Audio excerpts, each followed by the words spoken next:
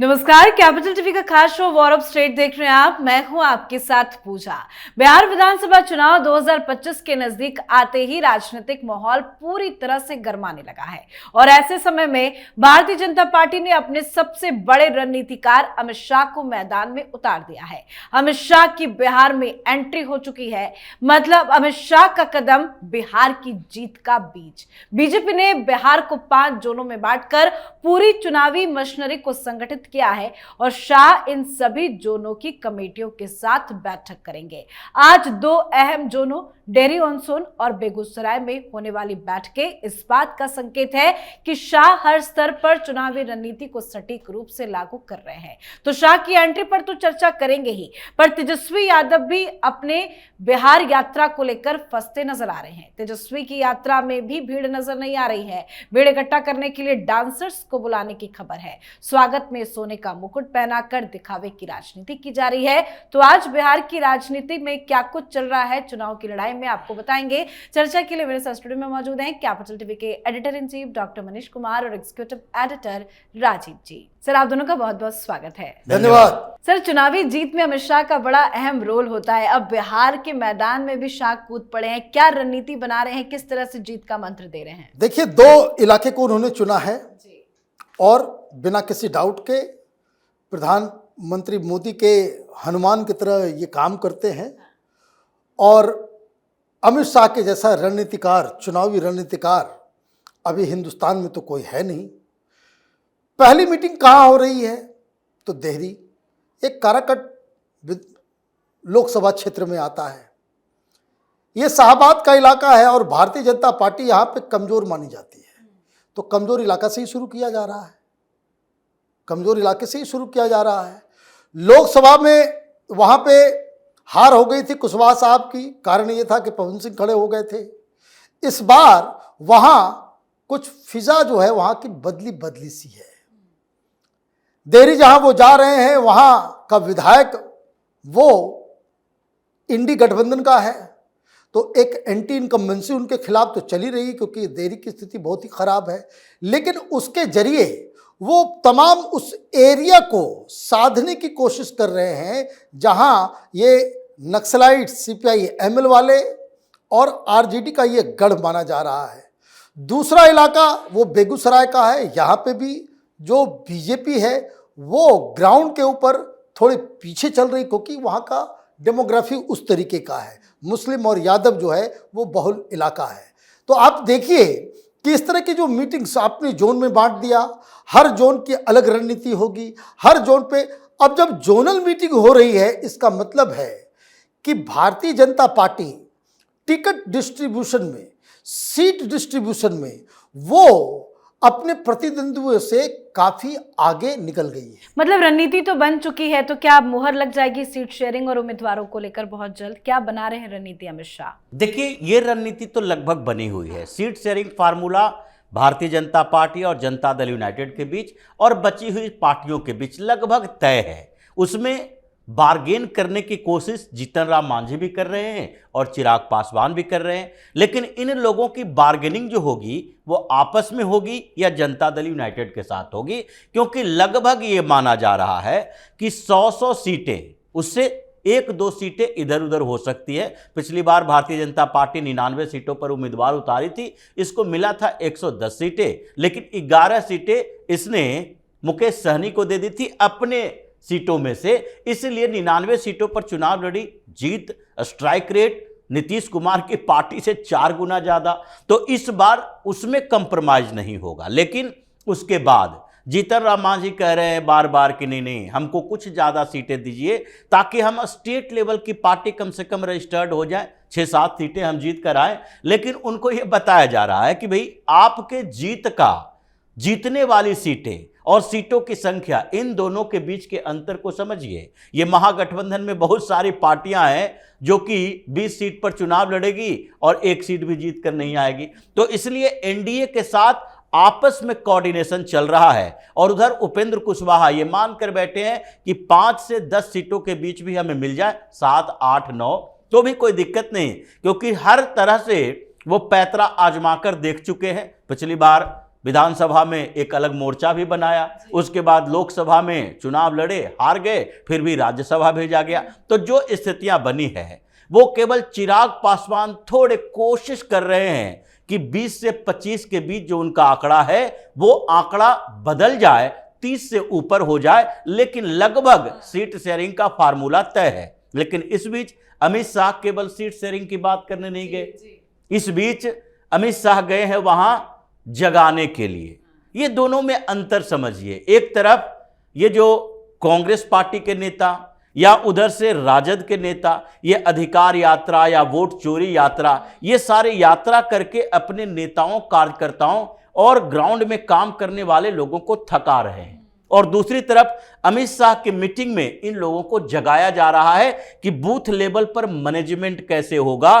Zone wise meeting का यही आधार है। और अभी ये दिन में मीटिंग होती है कार्यकर्ताओं के साथ, फिर मीटिंग होती है एनडीए के नेताओं के साथ कि कैसे आगे हम इस चुनाव को महाराष्ट्र की तरह ऐतिहासिक जीत में बदलें, क्योंकि जीत तो है ही, लेकिन इसको और बेहतर करो ताकि राहुल गांधी या तेजस्वी यादव, इन दोनों ने जो आरोप लगाए हैं और प्रधानमंत्री मोदी को जो इसमें खींचा है, उनकी बेइज्जती करने की कोशिश की है, उसका बदला लिया जा सकता है। मतलब ऐतिहासिक और बेहतर जीत की तैयारी कर रहे हैं अमित शाह। लेकिन महागठबंधन में क्या चल रहा है? ये तेजस्वी यादव की यात्रा में भीड़ क्यों नहीं इकट्ठा हो रही और डांसर्स को क्यों बुलाया जा रहा है? देखिए, भीड़ तो नहीं आ रही है, तो ये जो दिल्ली में बैठ करके लोग सर्वे निकाल रहे हैं, पत्रकार बैठ करके भाई बदलाव की आंधी की बात कर रहे हैं, वो जमीन पे नजर नहीं आ रहा, वो जमीन पे बिल्कुल नजर नहीं आ रहा है।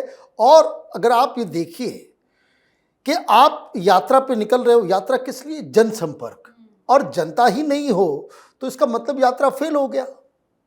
और ऊपर से आप उस तरह की आप बातें कर देते हो, इस तरह का कैंपेन आप कर देते हो जहां लगता है कि बिल्कुल माइंडलेस। पिछली बार चुनाव में इन लोगों ने हेलीकॉप्टर में मछली खाया था, कल वो नजर आ रहे थे कि वो पराठा और सब्जी खा रहे हैं, है ना, परवल और आलू की सब्जी जो है, भुजिया जो है वो बिहार में वो खा रहे हैं, साथ में अचार भी था। लेकिन कैमरा उस तरीके से रखा हुआ था कि करीब 1.5 मिनट का वीडियो है और गाड़ी जो है वो फराटेदार चली जा रही है और सड़क पे कोई आदमी नहीं है, सड़क पे आदमी नहीं है। अरे भाई, अगर घूमना ही है तो ऐसे घूम लो। पॉलिटिकल यात्रा तो तब सक्सेसफुल माना जाएगा ना कि जब आपको खाने का भी फुर्सत न मिले, पब्लिक ऐसे उमड़ रही हो, आपको ड्राइवर के बगल में बैठने के बजाय छत पे आना पड़े कि जनता को अभिवादन करते हुए। उस तरह की चीजें नहीं हो रही है। बताया जा रहा है कि भाई लोगों को इकट्ठा करने के लिए जिम्मेदारी दी जा रही है। पूरे रोड भर में वो 66 सीटों के ऊपर जितने टिकटार्थी हैं सबको कहा गया है कि भाई भीड़ लेकर के आना। अब टिकटार्थी तो टिकटार्थी है, कहाँ से भीड़ लेकर के आएगा?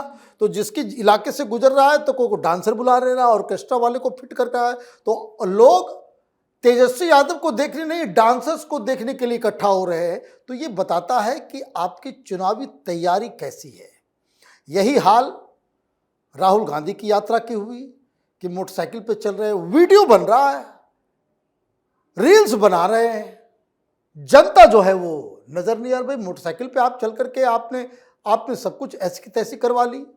तो ये जो मुझे लग रहा है कि कहाँ एक तरफ एनडीए की जो अपनी तैयारी है और महागठबंधन जो दिख रहा है, तो प्रिपरेशन के आधार पे ये कहा जा सकता है कि एनडीए चुनावी तैयारी में महागठबंधन से, तेजस्वी यादव राहुल गांधी के इस गठबंधन से कोसों मील आगे चल रही है। तो कोई सोने का मुकुट पहना दे रहा है, डांसर्स बुलाए जा रहे हैं, कार्यक्रम भी हो रहा है सांस्कृतिक। ऐसे तो तेजस्वी यादव तो चुनाव नहीं जीत पाएंगे। क्या लग रहा है तेजस्वी यादव की क्या रणनीति है इस पूरे चुनाव को लेकर, और यात्रा कैसे राहुल गांधी की वोटर अधिकार यात्रा की तरह ही फ्लॉप साबित हो रही है? देखिए, ये तेजस्वी यादव की जो यात्रा है उसमें स्ट्रेटजी अब लगता है लालू यादव बनाने लगे। बूढ़ा दिमाग और बूढ़ी सोच जो इन लोगों ने पहले किया, जो राजद का चरित्र रहा, लालू प्रसाद यादव के अपने जो कई पार्टियां हुआ करती थी उसमें भी डांसर बुलाए जाते थे।